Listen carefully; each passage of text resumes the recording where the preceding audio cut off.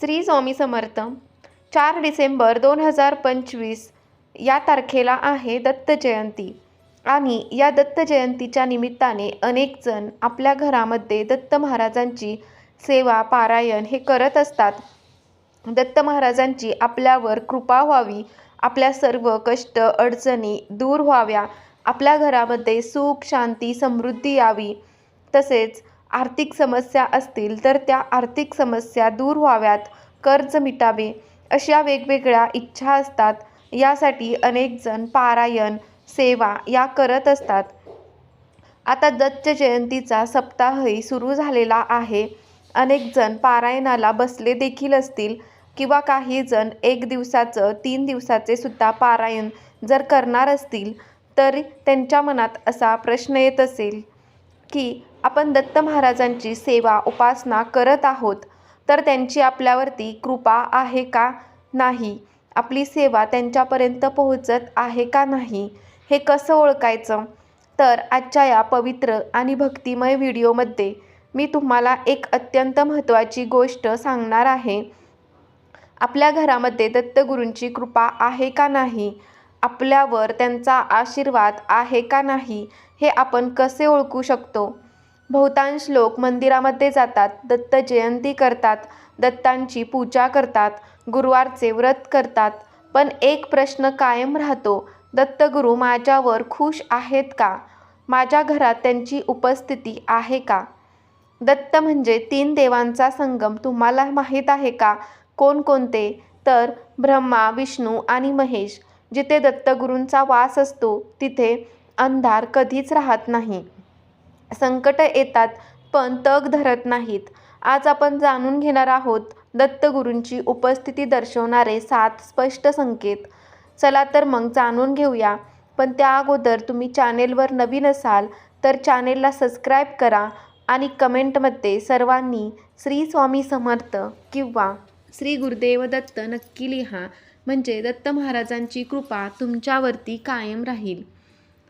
त्याच्यातील पहिलं संकेत म्हणजे घरातील वातावरण शांत होऊ लागणे. दत्तगुरू जिथे असतात तिथे खूपच शांतता असते. कधीकधी आपल्याला कळत देखील नाही, पण घरातील भांडणे, ताणतणाव, वाद, चिडचिड हे सर्व अचानक कमी होत जातं. अचानक मनात एक वेगळी स्थिरता येते. घरातील सदस्य एकमेकांना समजून घेऊ लागतात. शास्त्रात असं म्हटलं आहे की दत्तगुरूंचे पहिलं चिन्ह म्हणजे मनशांती. त्याचं एक उदाहरण आहे. एक व्यक्ती रोज घरात तणावाने भरलेली असे, पण दत्तगुरूंची प्रतिमा आणून प्रार्थना करणं तिनं सुरू केलं आणि 21 दिवसात तिचं घर बदललं. घरात शांतता वाटू लागते. घरात अगोदर जी भांडणे वादविवाद होत होत्यात ती भांडणे कमी होऊ लागतात. घरातील लोकांची मनस्थिती शांत झाली. तर हे आहे दत्तकृपेचं सामर्थ्य. संकेत दुसरा, अनपेक्षित अडथळे दूर होऊ लागतात. जिथे दत्तगुरूंची कृपा असते तिथले अडथळे आपोआपच दूर होऊ लागतात. अडलेली कामं पुढे जाऊ लागतात.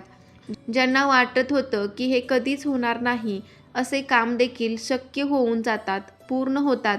तुम्हाला काही वेळा जाणवले का की जे काम होणे शक्यच नव्हते किंवा जे काम होण्यासाठी खूप अडथळे अडचणी येत होत्या, पण जेव्हापासून तुमच्यावर दत्त महाराजांची कृपा होते तेव्हा कोण जाणे पण अचानक सर्व काही ठीक झालं.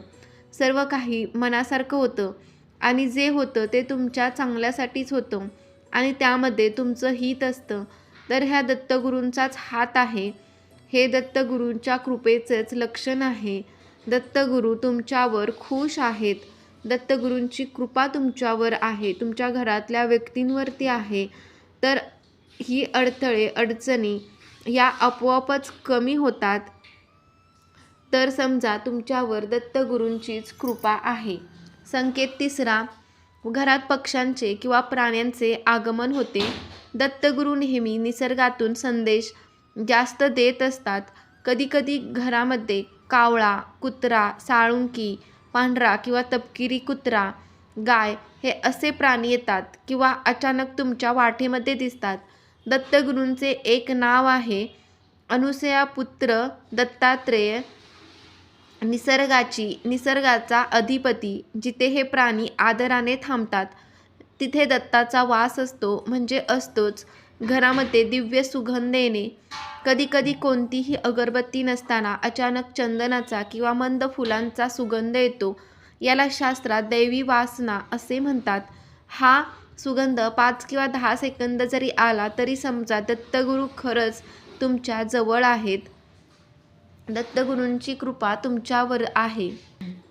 संकेत 5वा. दत्तगुरूंच्या नावाचा अचानक अनुभव येणे. कधीकधी तुम्ही विचारही करत नसताना अचानक तुमच्या नजरेस दिसणे. दत्त दिगंबर अवधूत गुरुदेव दत्त. कुठल्या गाडीवर, बोर्डावर, भिंतीवर, पाटीवर, मोबाईलवर काहीही असो, हे एक थेट संकेत आहे की ते तुमच्या सोबतच आहेत. कधीकधी आपण रस्त्याने जात असताना आपल्या मनात वेगवेगळ्या विचारांचे, तणावाचे वातावरण असते किंवा आपल्या मनात विचार चालू असतो की ही गोष्ट कशी होणार, आपल्याला काय करावे हे कळत नाही.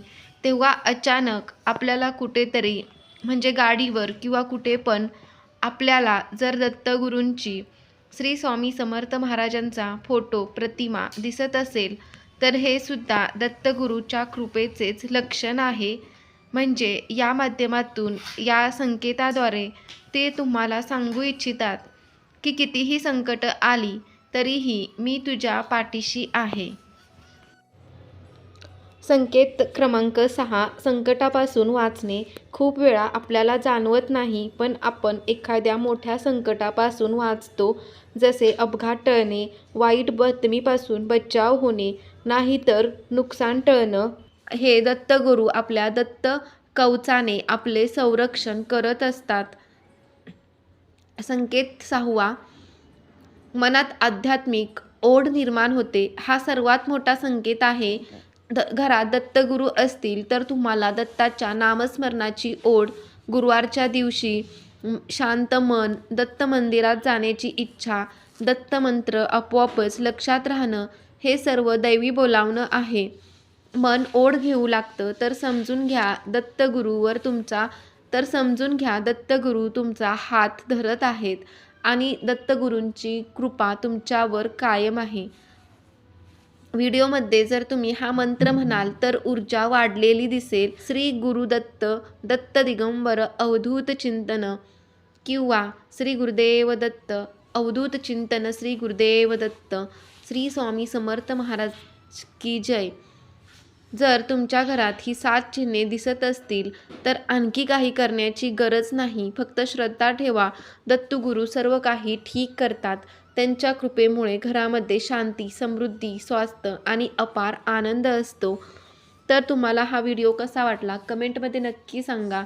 व्हिडिओ आवडला असेल तर व्हिडिओला लाईक करायला विसरू नका. श्री स्वामी समर्थ. जय जय स्वामी समर्थ. श्री गुरुदेव दत्त.